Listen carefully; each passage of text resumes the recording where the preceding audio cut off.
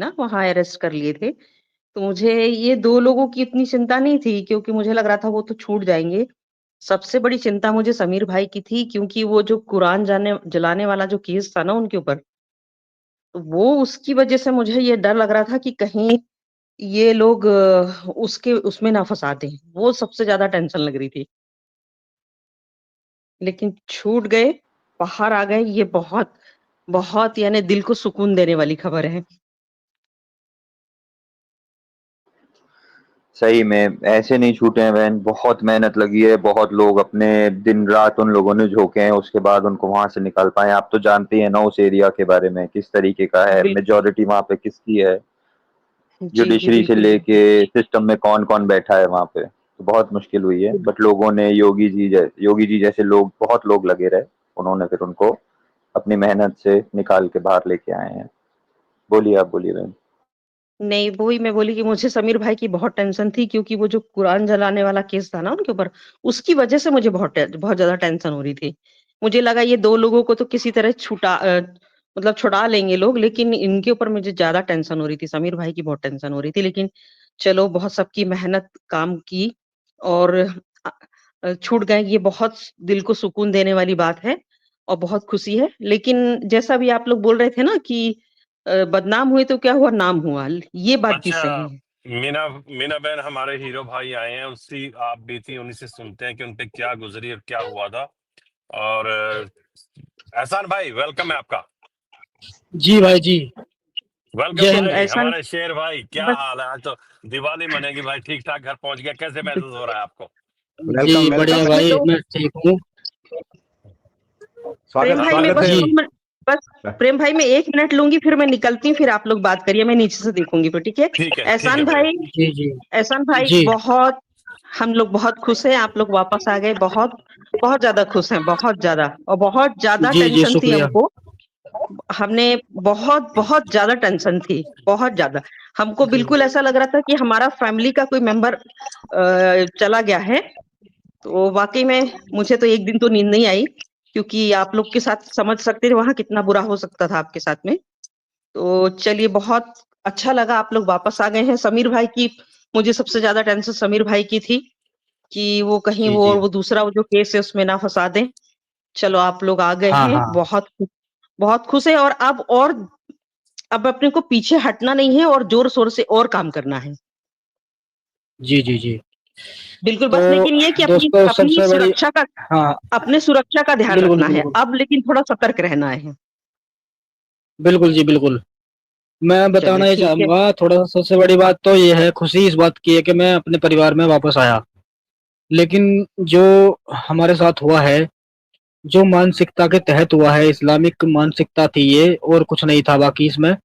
तो मैं जब मेरे साथ ये सभी के साथ हुआ ये काम, हुआ क्या था असल में बताता हूँ कि हम गए तो थे उस काम के लिए जो वहाँ पे कश्मीर में जिहादियों ने मतलब एक सांप्रदायिक घटना जो की है, मतलब नाम पूछ पूछ के लोगों को मारा, और जहां तक भी बस नहीं चला कि उन्हें कपड़े उतार करके देखे, और खाली सिर्फ खाली चेहरे चेहरे पे गोली मारी गई है।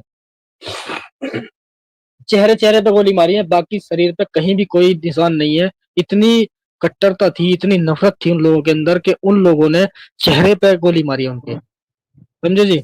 और दूसरी बात फिर क्या है, जब हम वहां पे पहुंचे, पहुंचे क्या 25 तारीख में हम यहाँ से रवाना हुए थे, ये सोच के कि भाई हम देखते हैं वहां पे जाके कि हम भी कुछ कर सके, इसमें हम भी आवाज उठाना चाहते थे ताकि हमारी बातें जावे लोगों के सामने।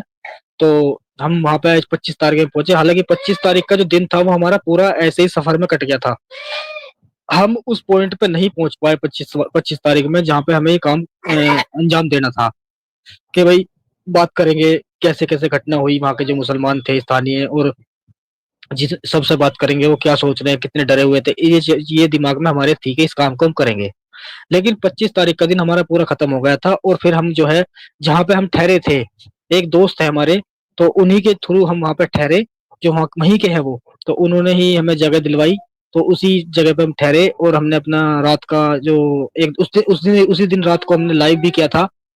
बहुत से लोग जुड़े थे, 1000 के लगभग लोग जुड़े थे मेरे चैनल पे, उस वाले पे। वो तो खैर चैनल मेरा डिलीट कर दिया उन लोगों ने। तो क्या है फिर 26 तारीख में हम ने सोचा कि भाई आज जो है पहलगाम में चला जाए, उस पॉइंट पे जहाँ पे ये घटना हुई है। तो हम सुबह 10 बजे नाश्ता वगैरह करके वहाँ के लिए रवाना हुए। तीनों भाई, मैं, सलीम भाई और समीर भाई, और वो समीर भाई थे, तीनों हम वहाँ पे उस चीज के लिए रवाना हुए। तो लगभग वहां से वो जो चीज है, वो जो जगह है पहलगांव श्रीनगर से, वो कम से कम ऐसी है 70 किलोमीटर के करीब। तो हम पहुंचे वहां पे लगभग 1 बजे करीब। 1 बजे जब हम वहां पे पहुंचे तो क्या हुआ वहां पे, जब उस जगह पे पहुंचे जहाँ ये घटना हुई थी, तो उससे ही कम से कम 2 किलोमीटर दायरे में हमें जाने नहीं दिया। यानी हमें तो क्या, कोई भी न्यूज रिपोर्टर या कोई भी सिविलियंस, कोई भी जाना अलाउ नहीं था।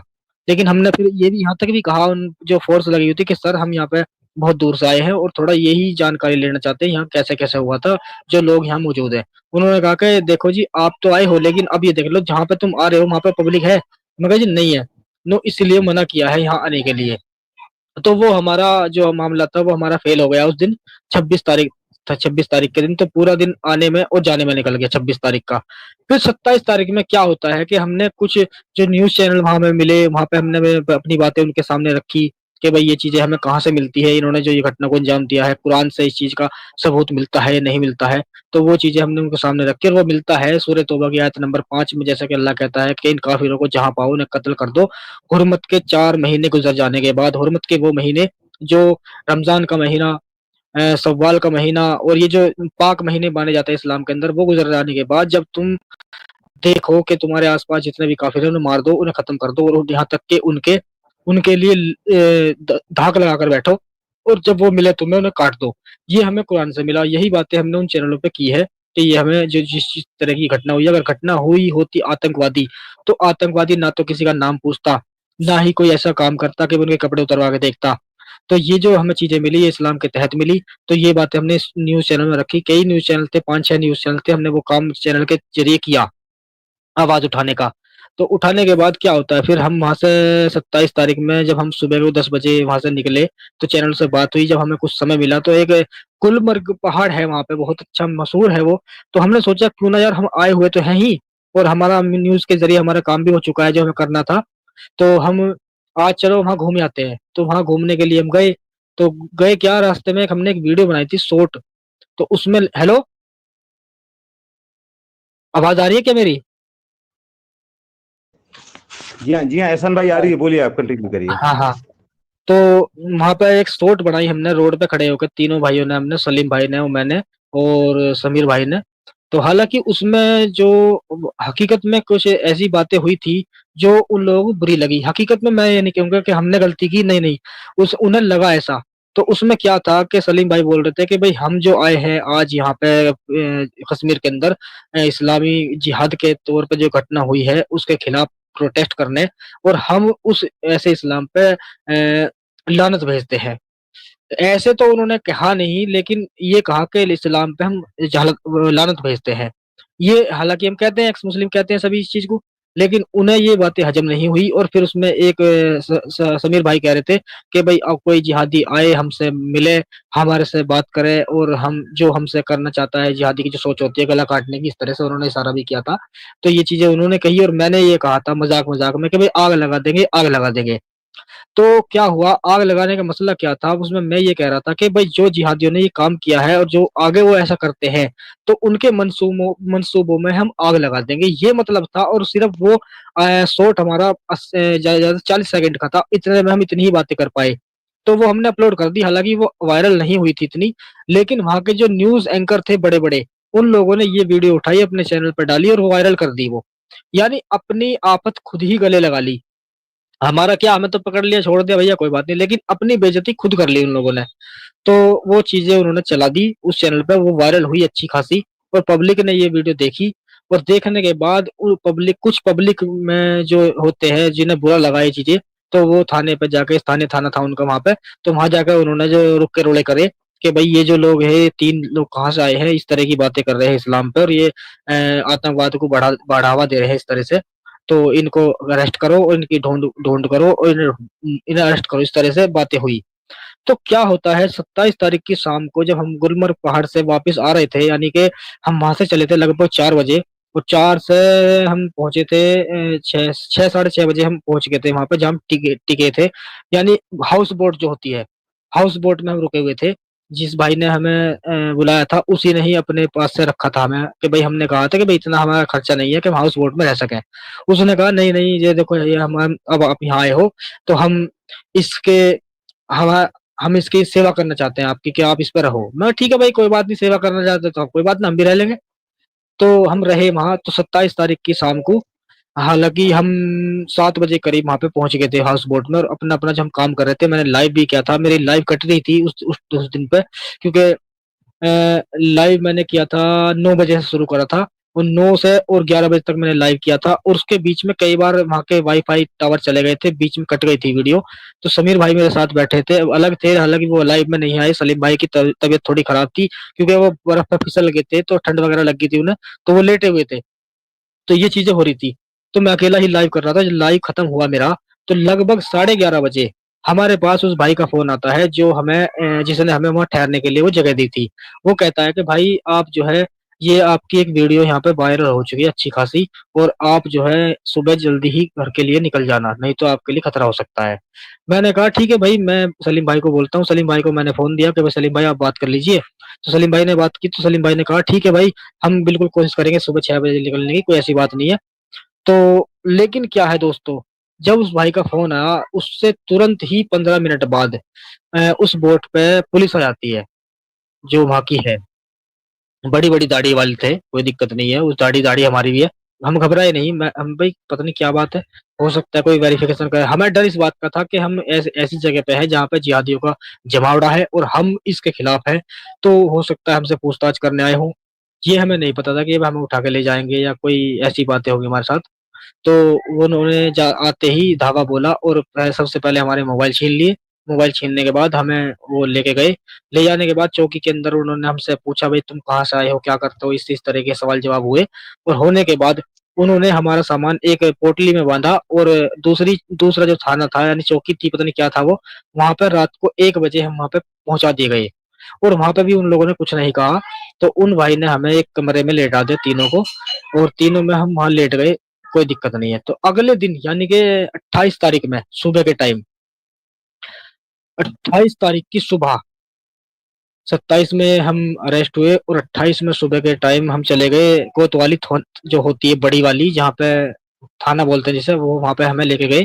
तो वहां पे कम से कम, वहां पे कम से कम 20-25 पुलिस ऑफिसर थे, और अच्छे खासे तगड़े तगड़े थे। तो देखते ही वो गुस्से में थे, हमें देख के गुस्से से घुर्रा रहे थे एक तरह से हमें, क्योंकि वीडियो देखा था उन्होंने।